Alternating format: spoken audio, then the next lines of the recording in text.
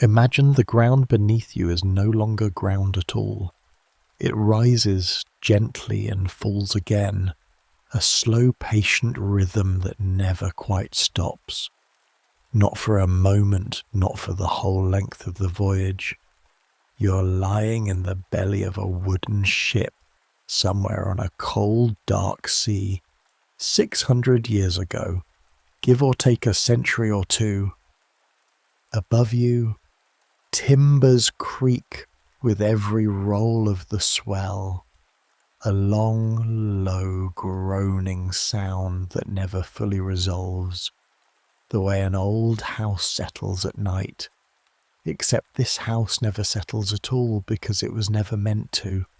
It was built to move, and it is moving now, carrying you and everyone else aboard toward a shore that might still be days away. Somewhere nearby, a rope creaks against a cleat.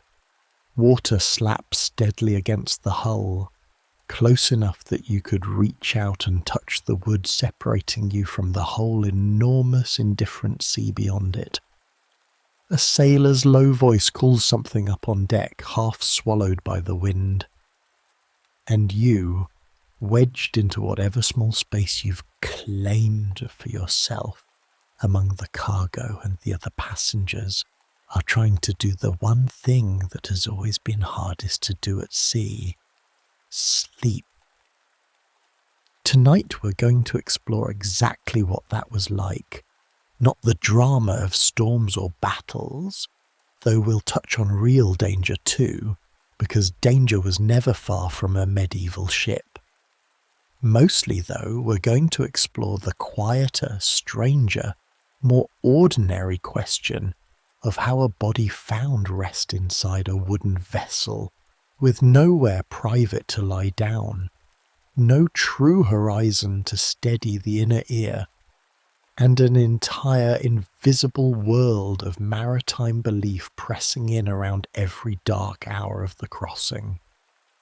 So let your own body settle now, the way a sailor's body eventually learned to settle against the sway, and let's step down together into the hold of a medieval ship, into the dark, into the long, slow rhythm of a voyage that has nowhere else to go but forward.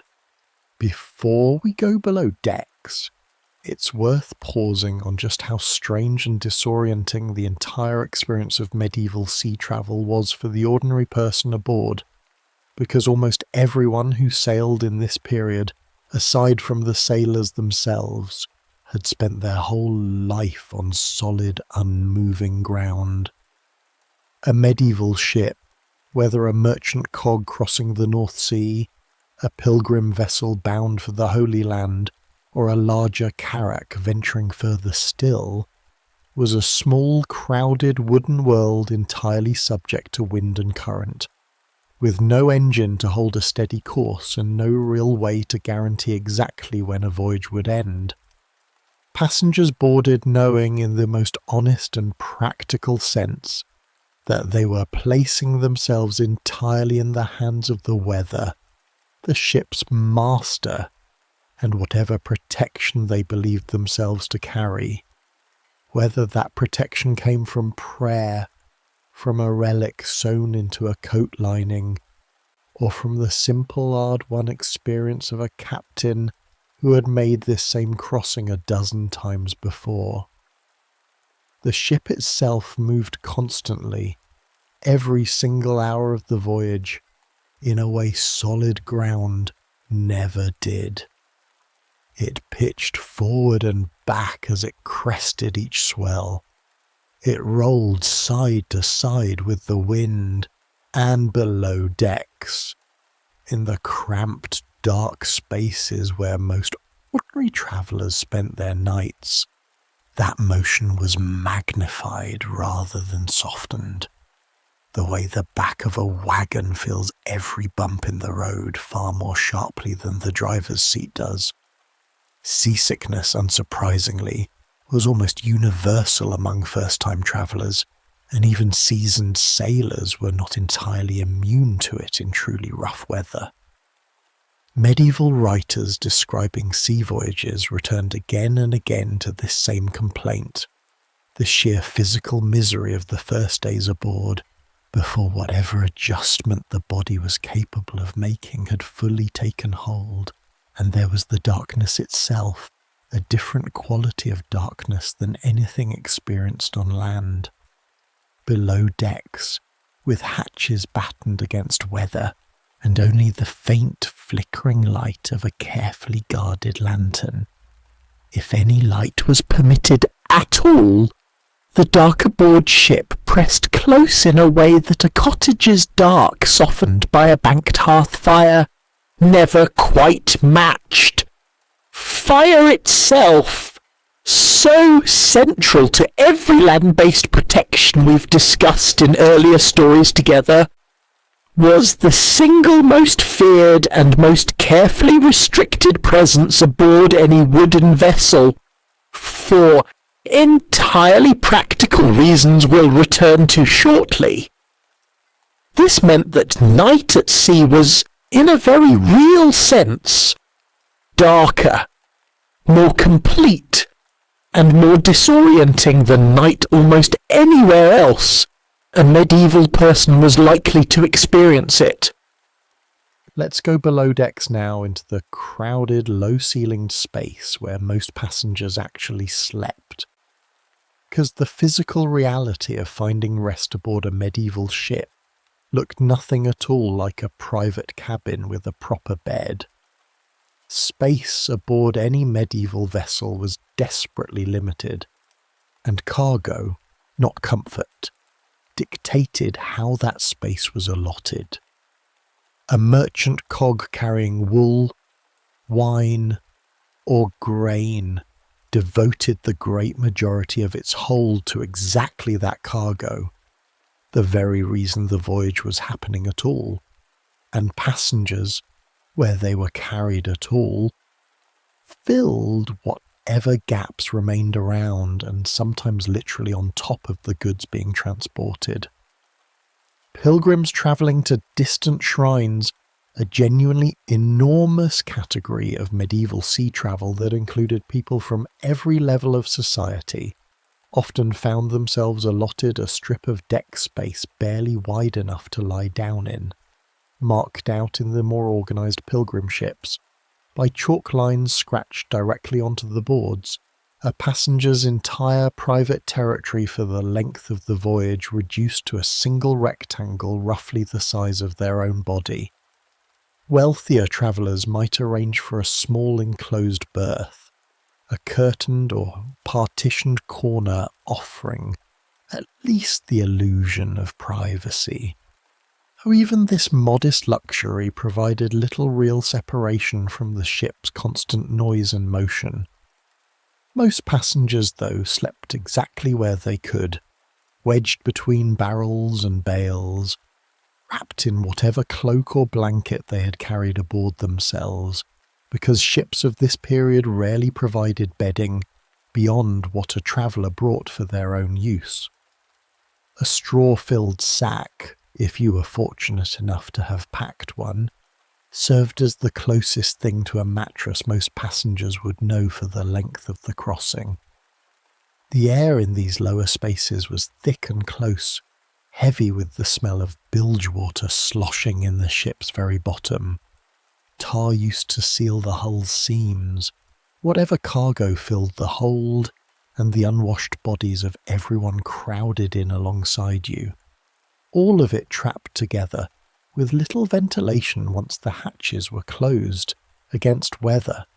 Rats moved through this same cramped darkness with a persistence that every medieval sailor and passenger alike simply learned to live alongside, since a wooden ship loaded with provisions was, from a rat's perspective, an almost perfect home, and no medieval vessel, however well maintained, was ever entirely free of them.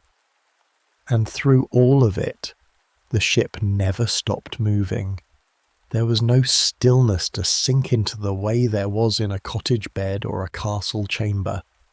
Every single position a sleeper found for their body had to accommodate that endless rolling motion, bracing instinctively, even in sleep, against a floor that never once held perfectly still. Unlike the passengers trying, often unsuccessfully, to find real rest in the cramped dark below, the ship's crew operated under an entirely different, far more disciplined relationship with sleep, one governed strictly by the watch system that kept a vessel safely moving through every hour of the night. A medieval ship's crew was divided into watches, typically two main groups taking alternating shifts of roughly 4 hours each through the full 24-hour cycle, ensuring that someone experienced was always awake, alert, and actively managing the ship regardless of the hour. This meant sailors themselves rarely slept a single unbroken stretch through an entire night, instead catching sleep in these same 4-hour blocks, waking in the deep dark to relieve a tired shipmate and take their place at the helm, on watch for other vessels, land, or the first signs of changing weather. This fractured, disciplined sleep pattern produced its own particular culture aboard ship, one where the boundary between waking and sleeping blurred more thoroughly than it did almost anywhere on the land. A sailor coming off watch in the deep hours of the night, exhausted and cold, salt-crusted from spray, learned to fall asleep almost instantly in whatever space was available, a skill that separated the genuinely experienced seaman from the green hand still struggling to adjust. And the ship itself never fell fully silent during these watch changes. Footsteps on down above, low exchanged words between the sailor going off duty and the one coming on, the creak of the helm shifting hands, all of it filtering down into the hold where passengers lay trying to sleep. An ongoing, half-heard reminder that the vessel was never truly unwatched, even in the darkest, loneliest hour of the crossing. The ship's master or captain held ultimate responsibility for this rhythm, and a genuinely skilled one was valued enormously precisely because sound judgment through the night watches, reading weather signs invisible to less experienced eyes, deciding when to shorten sail against an approaching squall, could mean the difference between a safe crossing and genuine disaster. Passengers lying awake in the dark below understood this dependency completely, and it shaped how they thought about their own safety through the night in ways we'll return to shortly.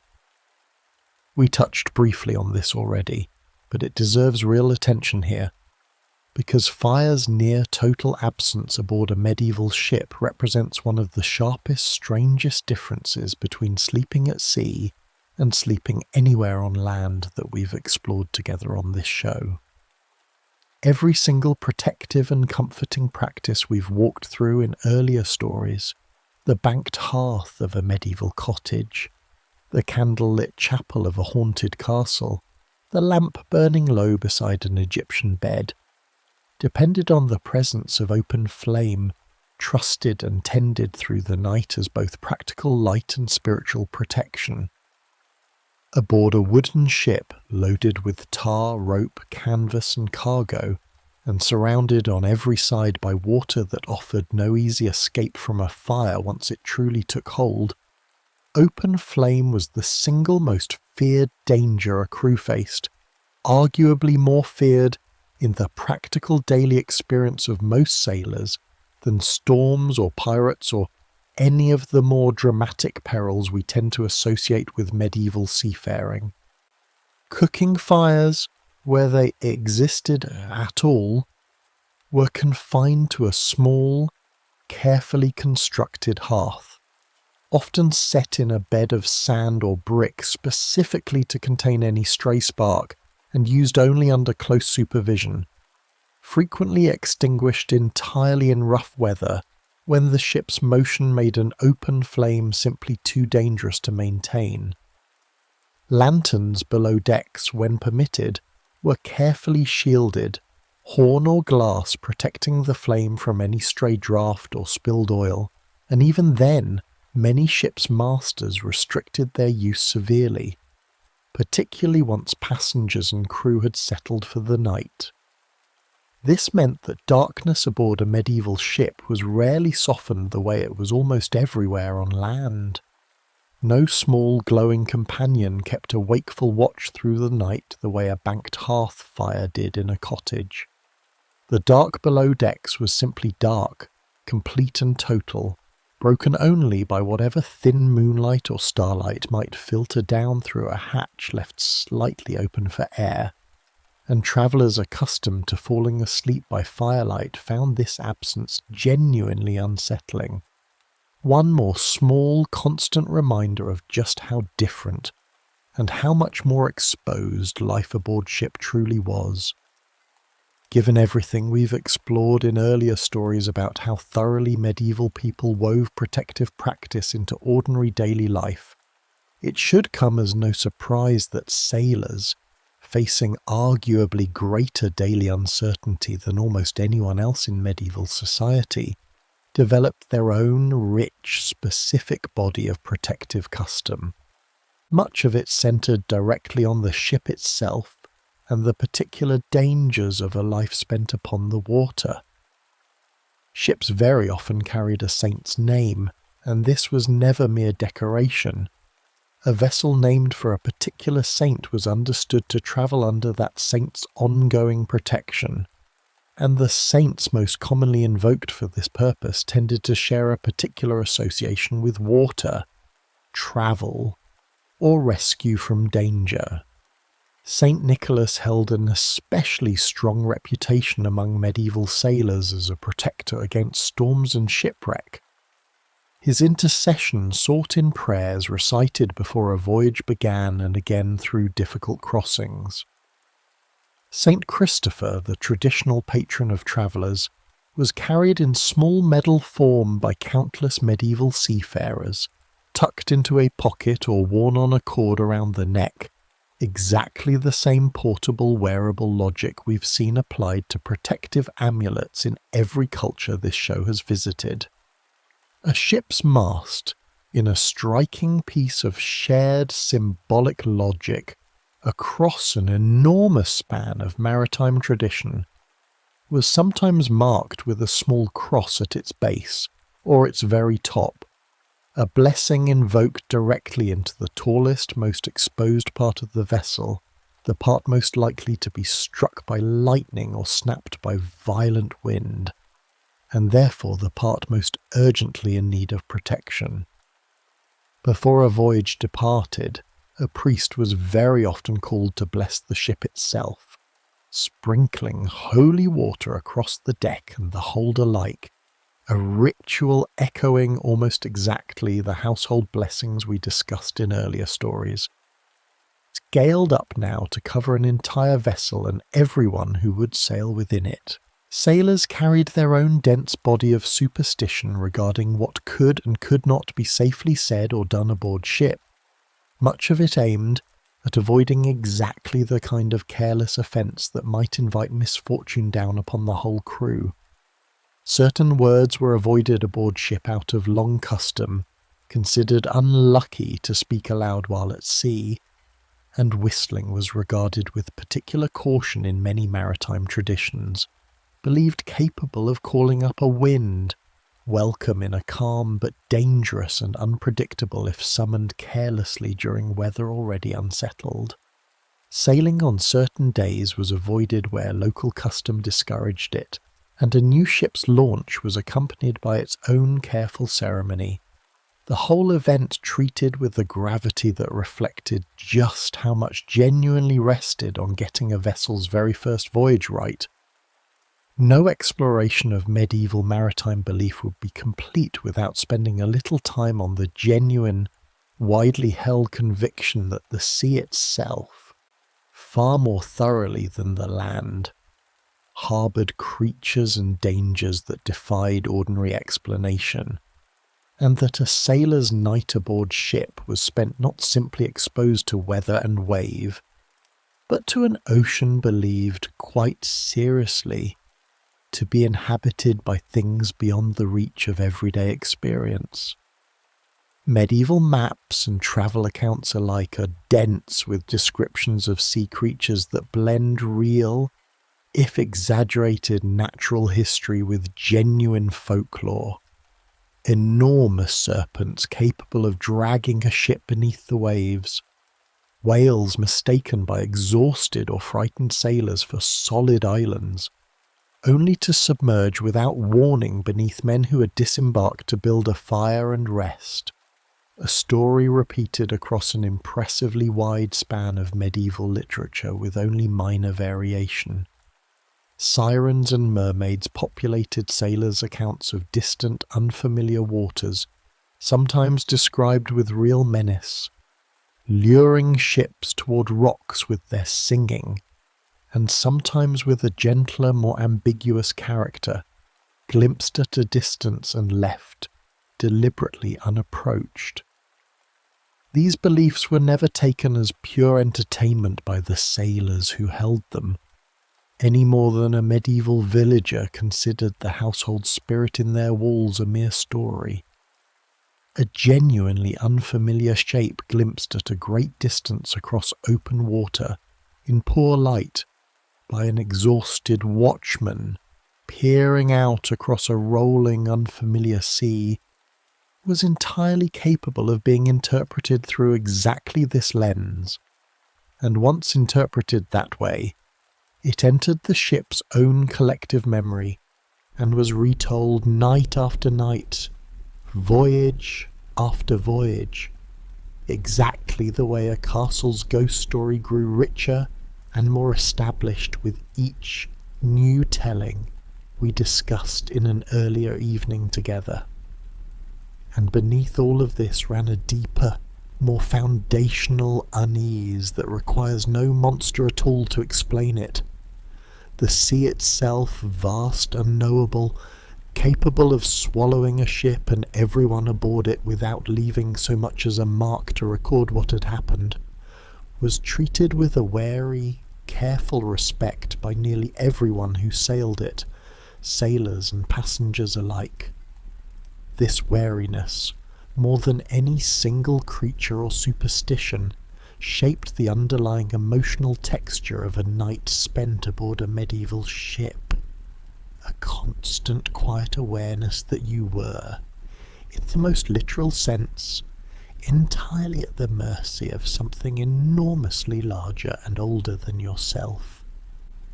We should pause here on one especially important category of medieval sea traveller, because pilgrims sailing toward distant holy sites brought their own particular blend of fear and faith to their nights aboard ship, and their experience differed in meaningful ways from that of merchants or sailors making the crossing as ordinary working travel. For a pilgrim, the discomfort and genuine danger of the voyage itself was often understood as a meaningful part of the pilgrimage, a trial to be endured with faith rather than simply a difficult passage to be survived. Accounts written by medieval pilgrims describe the misery of seasickness, the crowding, the fear during storms, in vivid, sometimes almost startlingly frank detail, and yet these same accounts consistently frame the suffering as spiritually productive to hardship offered up alongside the pilgrimage's larger purpose. This meant that a pilgrim lying awake in the dark hold of a ship, listening to timbers groan and water slap against the hull, was very often doing so while actively engaged in prayer. The physical discomfort of the crossing folded directly into the same devotional practice that had motivated the journey in the first place. Pilgrim ships, particularly those making the well-established crossing toward the Holy Land, developed their own particular customs and comforts around this reality. Communal prayer was held regularly aboard, sometimes at fixed hours echoing the same daily rhythm of prayer maintained in a monastery on land, giving the ship's passengers a structured, familiar rhythm to hold on to, amid the otherwise disorienting formlessness of a voyage with no fixed hours and no reliable schedule.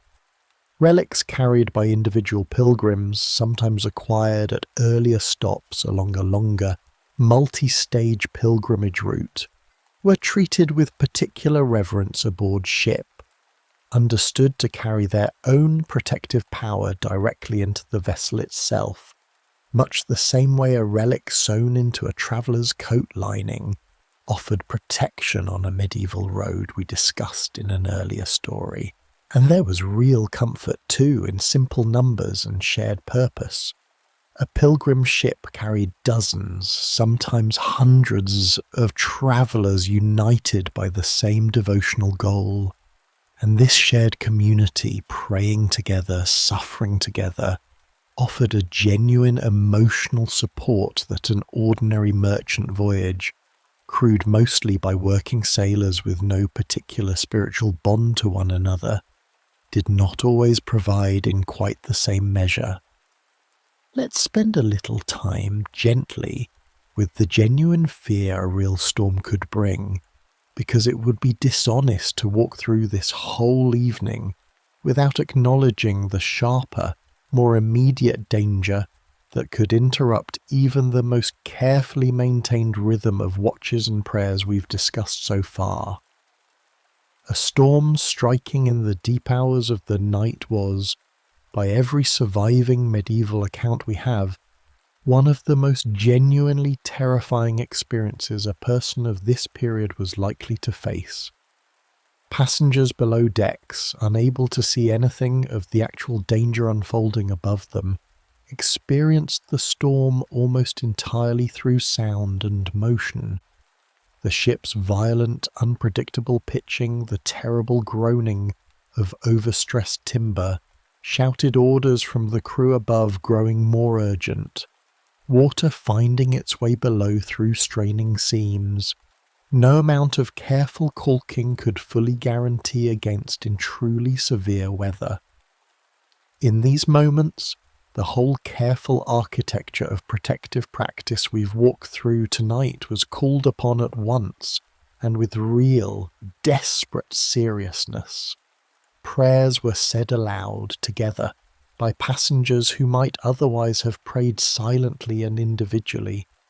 Saints' names were invoked repeatedly, promises made, in the particular medieval tradition of the votive vow, to make a pilgrimage, to light a candle, to make some concrete offering, should the ship and its passengers survive the night.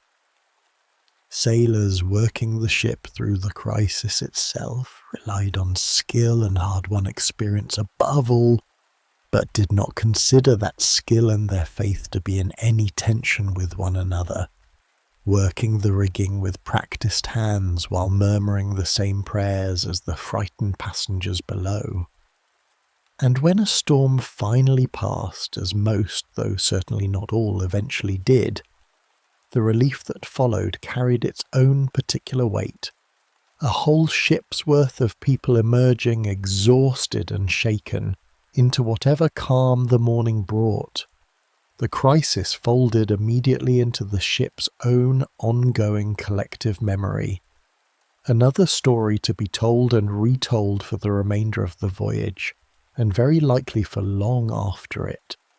The way every real danger survived at sea seemed to become almost immediately part of the permanent lore carried forward by everyone who had lived through it.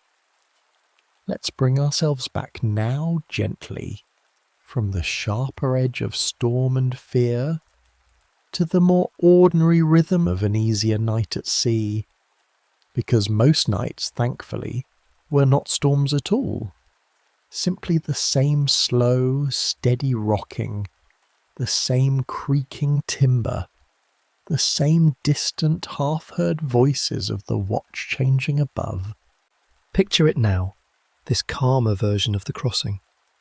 The ship moves steadily through dark water under a clear sky, wind holding fair, The crew settled into their familiar rotation of watches.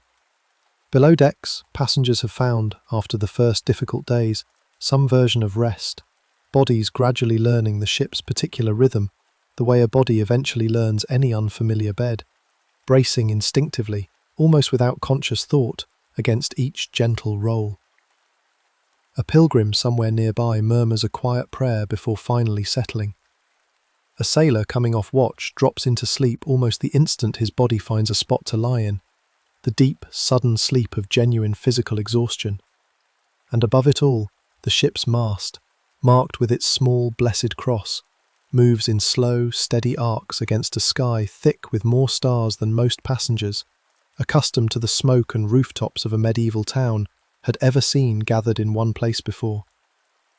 There is something worth carrying with you, as your own eyes grow heavy tonight, about how completely these travellers learned to trust a rhythm that never once stopped moving beneath them. They could not stand still. They could not lie down on ground that held perfectly steady. And yet somehow, night after night, exhaustion and faith, and the sheer stubborn resilience of the human body, found a way through, into something that passed, close enough, for real and necessary rest.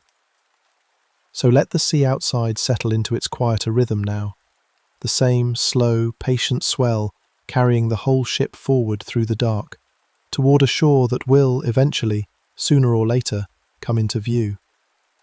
Let the timbers ease their groaning into something closer to a low, steady breathing sound, the ship's own kind of settling, not so different in the end from a fire settling into embers, or an old castle settling into its ancient stone quiet. You don't need to keep watch tonight. That work is already being done, 4 hours at a time, by hands far more practiced than your own, up on a deck you can't see from here, under a sky thick with stars, and the small, steady, blessed cross fixed at the top of the mast. Whatever moves beneath this ship, in the vast, dark water below, has no real claim on you tonight, wrapped as you are in your own cloak, wedged safely into your own small, chalk-marked corner of the hold.